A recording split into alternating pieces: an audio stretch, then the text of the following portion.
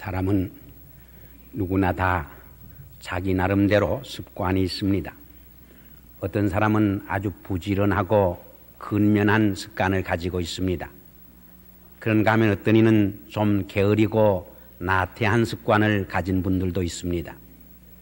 어떤 분들은 자기의 방을 말끔히 청소해야 마음이 평안한가 하면은 또 어떤 분은 좀 오히려 너절하게 늘어놓고도 마음의 평안함을 느끼는 습관을 가진 분도 있습니다. 어떤 분은 남에게 주기를 기뻐하는 습관을 가진 분이 있는가 하면은 어떤 분은 가진 것이 많고 부유하면서도 남의 것을 하나 빼앗아 가져야 혹은 쇼핑센터 가서 슬쩍 하나 해야 마음의 쾌감을 느끼는 분도 없지 않아 있습니다. 제가 신학교 다닐 때 교수님 한 분은 설교하면서 계속 안경을 잡았다 놨다 하는 습관을 가지고 있었습니다. 그래서 신학생들이 어느 날은 몇 번이나 설교하면서 안경대를 잡았다 놓나 한번 헤아려 봤더니 35번을 잡았다 놨다 했습니다. 그런데 우리가 우리의 습관을 가만히 살펴보면은 좋은 습관과 나쁜 습관이 있는 것을 우리가 살펴볼 수 있습니다. 우리가 인생을 살아가는 삶의 과정에서 좋은 습관을 기른다고 하는 것은 대단히 중요하고 필요한 것입니다. 왜냐하면 사람들은 그 사람의 습관을 보고 그 사람의 인격을 판단하고 평가하기 때문입니다. 습관이 무엇입니까? 어떤 행동을 반복할 때 생기는 생활화한 행동을 말합니다. 영어로 라이프 스타일을 의미하는 것입니다. 이 습관이 그 사람의 인격과 성품을 형성하게 되는 것이고 우리의 인격과 성품은 우리의 운명을 결정 지어주는 것입니다. 그러므로 우리가 좋은 습관을 길러간다고 하는 것은 특별히 신령한 습관을 길러간다고 하는 것은 성공적이고도 행복한 축복받는 삶의 비결이 되는 것을 우리가 알 수 있는 것입니다. 옛날 다니엘은 바벨론의 포로로 사로잡혀 가서 강제 이민을 살아간 젊은이였습니다. 이역 땅에서 부닥쳐오는 시련과 어려움이 말할 수 없이 컸습니다. 그러나 그러한 어려운 이중문화권 속에서도 그는 하루에 3번씩 조국 이스라엘 향해서 무릎을 꿇고 기도하는 아름다운 신령한 습관을 버리지를 않았습니다. 이 신령한 습관을 통해서 그는 모든 시험을 이기고 세속화하지 아니하고 세상을 이기고 하나님의 위대한 종으로서 민족 공동체와 세상을 위해서 크게 기하고 공헌하는 인물이 된 것을 우리가 알고 있습니다. 오늘 봉독한 본문 말씀에 보니까 예수님도 그 바쁘신 사역 속에서도 종종 감난산에 나가서 홀로 있는 습관을 가지셨다고 기록을 해주고 있습니다.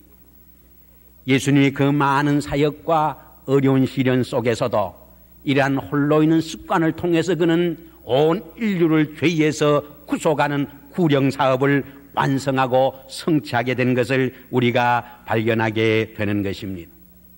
그럼 예수님께서 구체적으로 감난산에서 가지신 습관이 무엇이었는가? 첫째로 조용한 시간을 가지신 것입니다. 휴식과 쉼의 시간을 홀로 가지신 것입니다. 누가복음 21장 37절에 보면 예수님은 낮이면은 성전에 가서 열심히 가르치시고 밤이면 감난산에 가시어서 조용히 쉬는 시간을 가졌다고 설명을 해 줍니다. 인생에 있어서 쉼은 대단히 중요한 것입니다. 하나님께서 결코 시간이 남아 돌아가서 우리에게 밤을 허락해 주신 것이 아닙니다. 우리의 쉼을 위해서 주신 것입니다. 하나님께서 우리에게 안식일과 주일을 주신 것도 우리를 쉬게 하시기 위함인 것입니다. 왜냐하면 쉼 없이는 인간이 인간다워질 수 없고 새로워질 수 없으며 창조적인 삶을 살아갈 수 없기 때문입니다. 영어로 오락 레크레이션이 리크리에이션 재창조라고 하는 말과 스펠링이 같습니다. 여기에는 깊은 뜻이 담겨져 있는 것입니다. 쉼과 놀이는 결코 시간 낭비가 아닙니다. 전진과 재창조를 위한 준비 운동인 것입니다. 자기 자신을 살피고 새로운 삶으로 새 출발하기 위한 발돋움인 것입니다. 파스칼은 인간이 조용히 있는 시간을 갖지 못함으로 잘못되어진다고 지적을 했습니다. 하나님께서도 엿새 동안의 천지를 창조하시고 7일 되시는 날에 쉬셨습니다. 그리고 우리 인간들에게 그 7일 되는 날을 안식일로 설정해 주신 것입니다. 여기에는 우리에게 깊은 교훈과 뜻을 던져주는 교훈이 담겨져 있는 것입니다. 우리가 쉼없이 일하면 더 잘하고 더 많이 일할 수 있을 것 같지만은 반드시 그런 것은 아닙니다. 우리가 하나님께서 주신 이 삶의 원리를 깨고 쉼없이 일하면 삶의 조화가 깨어집니다. 삶의 리듬이 파괴되는 것입니다. 그때 우리는 정신적으로 육체적으로 과로해서 병들게 되어지는 것입니다. 우리 인간은 잠시 일손을 멈추고 삶의 포주를 취해봄으로, 삶의 정지를 취해봄으로 자신을 살피고 새로운 삶의 힘과 용기를 얻게 되는 것입니다. 만일 우리에게 밤에 휴식이 없다고 하면 어떻게 될까? 이 질문 하나만 던져봐도 이 쉼이, 휴식이 얼마나 우리 인간의 삶에 있어서 중요한 의미를 갖는다고 하는 것을 쉽게 깨달을 수 있는 것입니다. 그래서 시편에 보면 하나님께서는 사랑하는 자에게 잠을 주신다고 했습니다. 저는 그 의미를 잘 깨닫지를 못했습니다. 나이가 점점 들면서 밤에 편히 잠잘 수 있다고 하는 것이 얼마나 하나님의 큰 축복이라고 하는 것을 점점점 깨닫게 되는 것입니다. 오늘 우리의 슬픔과 비극은 조용히 울러앉아 추구하는 삶을 잃었다고 하는데 온갖 비극이 생기게 되는 것을 보게 됩니다. 위대한 사상, 위대한 행동이 중요하고 필요하지만은 그러한 위대한 사상, 위대한 행동은 모두 조용한 사색과 묵상에서 잉태되고 산출되어지는 것입니다. 그래서 예수님은 제자들이 선교 여행에서 돌아왔을 적에 너희는 조용히 물러가서 쉬라고 충고하고 권면해 주신 것입니다. 저는 오늘 우리 교포사회를 보면은 얼마나 부지런하게 열심히 두 짭, 세 짭 뛰면서 일하는 것을 보면은 얼마나 자랑스러운지 모릅니다. 그러면서도 종종 좀 염려가 됩니다. 저렇게 하다가 쓰러지지 않을까, 너무 과로하지 않을까, 이런 생각을 해볼 때가 많이 있습니다. 사실 우리 민족이 몇십 년 전만 해도 일을 열심히 하지 못하는 백성이었습니다. 유교와 불교의 사상의 영향을 받아서 일은 상놈들이나 하는 것이지 양반들은 놀고 먹는 것이라고 생각한 것이 사실입니다. 그러나 기독교 복음이 들어오면서 일하기 싫거든 먹지도 말라 하는 말씀과 더불어 아주 부지런하고 근면한 백성이 된 것을 우리가 알 수 있습니다. 아니 이제는 너무 근면해져서 너무 부지런해져서 많은 이빈자들이 워커홀릭에 걸려있는 것을 보게 됩니다. 일 중독에 걸려 있습니다. 이제는 일을 하지 않으면 오히려 불안해지고 초조해지고 몸이 쑤시고 아플 정도가 된 것입니다. 그러나 우리는 분명히 기억해야 합니다. 하나님은 우리 인간을 창조할 적에 쉼을 필요로 하는 존재로 우리를 지어주셨다고 하는 것입니다.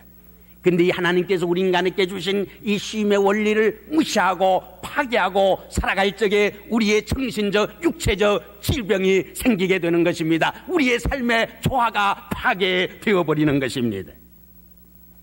그렇지 않아도 현대 기술 문명이 얼마나 빠른 스피드 문명입니까? 정신을 차리지 않으면 낙오될 수밖에 없는 이러한 물질 문명 소용돌이 속에 살아가는데 휴식 없이 살 적에 우리는 자기 자신을 상실하고 정신적 질환이나 정신불련증을 불러일으키지 않을 수 없는 것입니다. 그러므로 우리는 예수님처럼 조용한 시간을 갖는 습관을 통해서 우리의 내면적 삶을 살찌워가는 삶을 힘써야 할 줄 압니다. 조용한 명상, 조용한 기도, 조용한 침묵 속에서 한없이 우리의 영혼이 살쪄가는 경험을 하며 사는 사람은 참으로 부유한 인생을 살아가기 때문입니다. 둘째로 예수님은 감난산에서 무릎을 꿇고 기도하셨습니다. 예수님은 그의 생애를 통해서 특별히 중요한 것을 결정하고 선택하고 결단할 적에 하나님과 더불어 씨름하며 기도하는 것을 우리가 복음서에서 읽게 됩니다. 자기의 사생활 30년을 마치고 공생활로 들어갈 적에 40일을 금식하며 기도하셨습니다. 12제자를 선택할 때도 그는 밤을 새면서 하나님 앞에 기도하고 12제자를 선택하신 것입니다. 특별히 십자가를 앞에 놓고 감난산에서 아버지 할 수만 있으면 이 잔이 내게서 지나가게 하시옵소서. 그러나 내 혼대로 마옵시고 아버지의 뜻대로 되어지이다. 피땀 흘리며 하나님 앞에 기도한 것입니다. 주님은 십자가를 앞에 놓고 하나님 아버지 내게 왜 이 어려운 십자가를 줍니까? 원망하고 회피하지 않았습니다. 아버지여 내 혼대로 마옵시고 아버지의 뜻대로 되어지이다. 그 십자가에 직면하고 순종한 것입니다. 여기서 우리는 주님의 두 가지 아름다운 삶의 스타일을 배우게 됩니다. 그것은 자기의 뜻을 하나님의 뜻에 처 복종시키는 순종의 삶인 것입니다. 또 하나는 십자가를 앞에 놓고 하나님을 원망하거나 다른 사람에게 책임을 전가시키는 것이 아니라 자기가 긍정적으로 적극적으로 직면하는 책임적인 삶의 스타일인 것입니다. 우리 인간은 종종 내 뜻을 하나님의 뜻에 설복시키려고 합니다. 아버지여 내 뜻이 어떻게 하든 이루어지기를 바랍니다. 내 뜻을 이루기 위해서 하나님을 설복하려고 할 때가 많이 있습니다. 하나님의 뜻에 나를 처복종시키는 것이 아니라 내 뜻에 하나님의 뜻을 처복종시키려고 할 때가 얼마나 많습니까? 그것이 안 될 때 우리는 분개합니다. 분노합니다.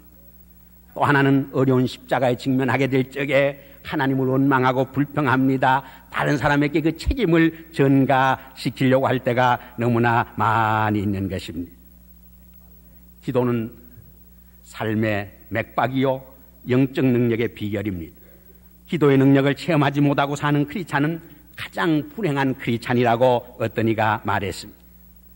세계적인 설교가 스포홀전에 어느 날 어떤 분이 찾아와서 당신의 그 성공적인 사역의 비결이 무엇이냐 그렇게 물었어요. 그때 그는 아무 말도 하지 아니하고 그분을 데리고 지하실로 내려갔습니다.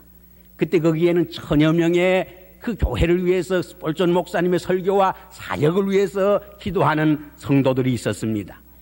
그는 이것이 바로 그 비밀이라고 말해 준 것입니다. 앤드류 머리는 수천만 크리스찬들과 목회자들이 이 세상 사람들에게 큰 영향력을 미치지 못하는 이유가 어디에 있는가? 그것은 두말할 것 없이 그들의 신앙생활 가운데서 기도가 부족하기 때문이라고 지적을 했습니다. 그들이 열심히 성경 공부도 하고 교회 봉사도 하며 전도도 하고 헌신도 하지만은 그 모든 일에 앞서서 기도가 부족하기 때문에 정말 아름다운 열매를 결실을 맺지 못하고 능력이 부족하다고 지적을 한 것입니다. 마가복음 9장에 보면은 예수님이 세 제자를 데리고 변화산에 오르신 장면이 있습니다. 그 변화산에서 내려오실 적에 한 아기가 병든 아버지가 아들을 데리고 제자들에게 병을 고쳐주기를 구했습니다. 그러나 제자들이 고치지를 못했습니다. 그러자 예수님에게 호소했습니다. 그래서 예수님이 고쳐주었습니다. 그 후에 제자들이 예수님에게 우리는 왜 병을 고치지 못했습니까? 물었을 적에 예수님께서 이런 류의 병은 기도로서만, 기도 외에는 낫을 수가 없다, 고칠 수가 없다 말씀한 일이 있습니다. 이것은 기도의 능력, 기도의 위력을 의미한 것입니다. 앤드류 머리는 우리가 하루 30분만 기도한다고 하면 우리 인격 속에, 우리의 삶 속에 놀라운 변화가 일어나는 것을 체험하리라고 말했습니다. 사도행전 2장에 보면은 예수님의 제자들과 무리들이 기도하고 있을 적에 오순절에 성령이 바람처럼 강림했습니다. 성령 충만의 체험을 하게 된 것입니다. 사도행전 3장을 보면은 요한과 베드로가 솔로몬 성전을 향해 들어갈 적에 나면서 앉은 방이가 후거를 하고 있었습니다. 그때에 베드로가 내게 은과 금은 없지만 나사렛 예수 이름으로 걸으라 했을 적에 그가 걷기도 하고 뛰기도 하고 하나님께 영광을 돌렸다고 했습니다. 그의 삶 속에 놀라운 구원의 사건이 임하게 된 것입니다. 근데 언제 그 사건이 일어났습니까? 기도하러 올라가는 시간에 그것이 일어난 것입니다. 기도는 하나님과 영적 사귐이요 대화입니다. 우리는 기도를 통해서 우리의 사정과 억울함과 한을 하나님께 고하고 또한 기도를 통해서 하나님의 음성을 듣게 되는 것입니다. 그러므로 기도로 시작해서 기도로 끝맺는 하루의 삶은 결코 무익한 하루가 될 수 없는 것입니다. 결코 실패의 삶이 되어질 수 없는 것입니다. 넘어지는 삶 같으나 일어서고 거꾸로지는 삶 같으나 승리하는 삶으로 결론을 맺을 수 있는 것입니다. 그래서 찬송가 482장 작사자는 이렇게 읊었습니다. 내 기도하는 그 시간 내게는 가장 귀하다. 저 광야 같은 세상을 끝없이 방황하다가 위태한 길을 떠나서 주께로 내가 이끌려 그 보좌 앞에 나가 큰 은혜 받게 하시네. 비록 광야 같은 험준한 세상을 살아가지만은 우리는 그 기도를 통해서 하나님의 주시는 놀라운 기쁨과 위로와 평화를 경험할 수 있게 된다고 하는 것입니다. 우리는 이 기도의 습관을 통해서 주님의 주시는 놀라운 내적 평안과 풍요함을 누리는 복된 크리스찬이 될 수 있기를 바라는 것입니다. 특별히 오늘 우리는 개인적으로나 교회적으로나 우리 민족적으로나 결례적으로 기도해야 할 위기에 직면했다고 저는 생각을 합니다. 참으로 우리가 기도를 통해서 하나님의 도움 속에서 우리의 위기를 극복해야 할 이런 순간순간을 우리가 살아간다고 생각을 하는 것입니다. 마지막으로 더 중요한 것은 예수님의 기도의 그 내용입니다. 조금 전에 말씀드린 대로 아버지여 내 원대로 마옵시고 아버지의 뜻대로 되어지다. 아버지 앞에 자기 자신을 처복종시키는 순종과 그 십자가를 긍정적이고도 적극적으로 직면할 수 있는 예수님의 라이프 스타일을 우리가 본받고 습관을 훈련해 가야 할 줄 압니다. 이것은 단순히 즉흥적으로 예수님께서 드린 기도가 아닙니다. 일상생활 속에서 늘 하나님의 뜻을 이루고 자기 자신에게 직면한 모든 문제를 긍정적으로 적극적으로 직면하려던 그의 라이프 스타일의 한 반영이었다고 하는 것을 우리는 분명히 기억을 해야 하는 것입니다. 삶에는 양면성이 있습니다. 하나는 부정적인 면이요, 하나는 긍정적인 면입니다. 어차피 맞서야 할 우리의 삶을 부정적으로 맞서느냐 긍정적으로 맞서느냐 하는 문제는 적은 일 같지만 우리의 삶을 근본적으로 다르게 만들어 놓는 열쇠가 되어지는 것입니다. 한 중년 신사가 사업에 실패하고 친구와 함께 기차를 타고 여행을 했습니다. 그래서 좀 머리를 식혔습니다. 아름다운 풍경을 바라보면서 잠시나마 시름을 잊을 수가 있었습니다. 근데 맞은편에서 기차가 달려오면서 그 아름다운 장면을 가리웠습니다. 그때 그는 화를 벌컥 내면서 저놈의 기차가 내 아름다운 장면을 막는다고 토했습니다. 그때 옆에 앉은 친구가 충고를 했습니다. 이 사람아, 기차의 객실에는 양쪽에 창문이 달리지 않았는가? 한쪽 창문이 가리우면 또 다른 한 창문으로 아름다운 풍경을 바라볼 수 있지 않은가? 아닌 게 아니라 그 창문을 통해서도 더 아름다운 하늘과 새들구름 그리고 맑은 호수가 펼쳐지고 있었던 것입니다. 우리의 삶에는 창문이 하나만 있는 것이 아니라 두 개의 창문이 있는 것입니다. 우리가 항상 한 창문으로 인생을 바라보기 때문에 그것도 부정적인 창문을 통해서 인생을 바라보기 때문에 우리는 스스로 불행해지고 비극을 초래할 때가 얼마나 많이 있습니다. 하나님은 우리 앞에 가로놓인 한 가능성의 창문이 가려워지게 될 때 또 다른 한 가능성의 창문을 우리 앞에 열어놓으시는 것입니다.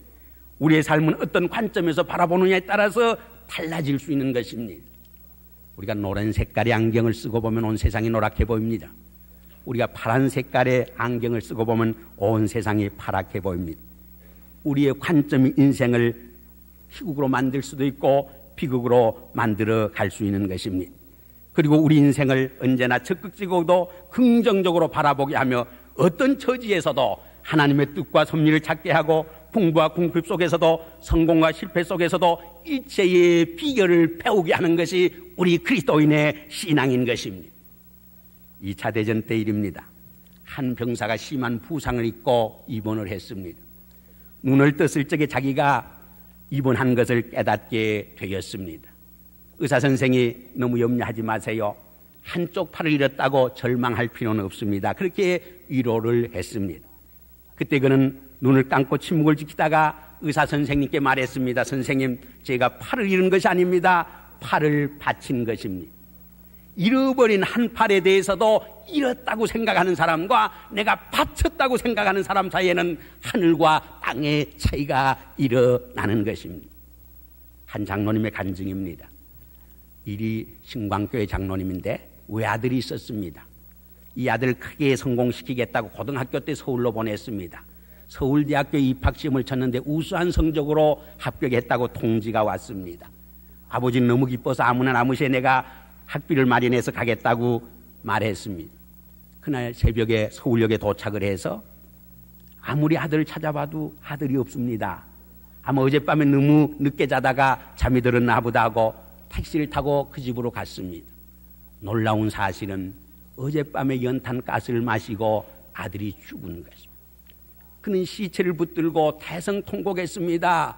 분노하고 원망했습니다. 그러나 그 절망의 상황 속에서도 그는 하나님의 음성을 들을 수가 있었습니다. 내 주변에 많은 고아들이 있지 않느냐. 그래서 그는 과도를 돕는 장학사업을 시작을 했습니다. 그래서 한 아들을 잃었지만 믿음 안에서 많은 아들을 얻게 된 것입니다. 인생은 어두운 밤 속에서도 자기를 향한 하나님의 새로운 창문을 바라볼 수 있었던 것입니다. 간수도 제수처럼 인생을 살아갈 수 있고 제수도 간수처럼 인생을 살아갈 수 있는 것입니다. 감방도 천국이 될 수 있지만 화려한 궁전도 지옥이 될 수 있는 것입니다.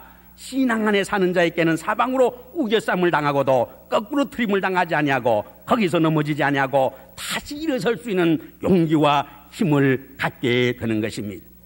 그것은 닫혀진 한 끝 창문 저쪽으로 또 다른 한 창문이 나를 위해 열려져 있다고 하는 것을 바라보는 믿음이 있기 때문입니다. 이런 아름다운 삶의 축복이 이 아침에 우리와 함께 하시기를 주의 이름으로 축원합니다.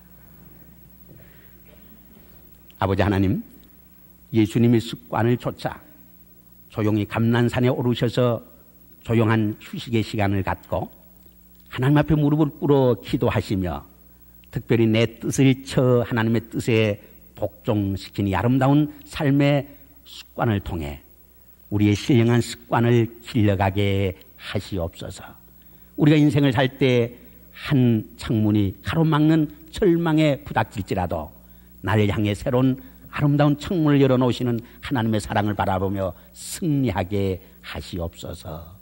예수 그리스도 이름으로 감사하며 기도하옵나이다.